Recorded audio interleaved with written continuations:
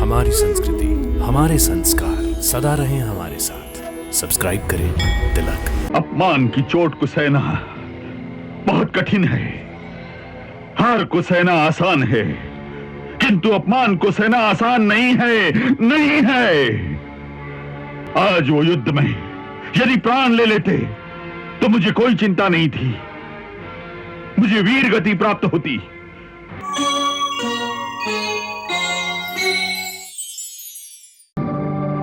हारना और जीतना प्रारब्ध के हाथ में है। कभी भाग्य साथ नहीं देता तो कभी काल विपरीत होता है, परंतु यह नहीं भूलना चाहिए कि प्रारब्ध कभी एक जैसा नहीं रहता। जैसे रात के बाद दिन आता है, उसी तरह बुरे समय के बाद अच्छा समय भी आता है। प्रारब्ध और भाग्य मनुष्य के अधिकार में नहीं है, परंतु मनुष्य का कर्म और उस कर्म के दृढ़ संकल्प होना मनुष्य के अधिकार में अवश्य है। जो एक पराजय से अकर्मण्य हो जाता है वो वीर नहीं होता। यदि वीर के मन में जीतने का दृढ़ संकल्प हो तो वो 100 बार हार कर भी 101वीं बार जीत सकता है।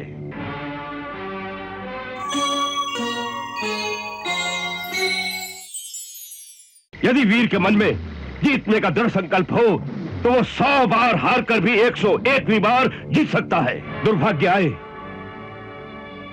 तो कायरों की तरह डर कर उससे भागे नहीं, बल्कि दुर्भाग्य को सौभाग्य में बदलने के लिए डट कर कर्म करे। यही वीरता का चिन्ह है। इसलिए आप जैसे परमवीर को इस प्रकार दिल छोटा नहीं करना चाहिए।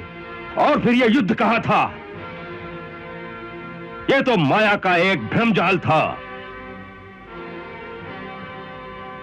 यह कृष्ण कोई मायावी विद्या जानता है, इसलिए हमें भी अपने साथ कुछ मायावी शक्तियां रखनी चाहिए जो उसकी माया को निष्फल कर दें।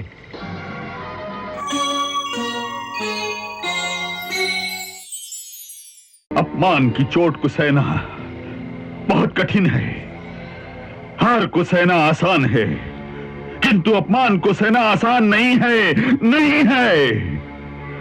आज वो युद्ध में यदि प्राण ले लेते तो मुझे कोई चिंता नहीं थी, मुझे वीर गति प्राप्त होती, परंतु अपमान की ठोकर मारकर जो उन्होंने मुझे जीता छोड़ दिया, उसकी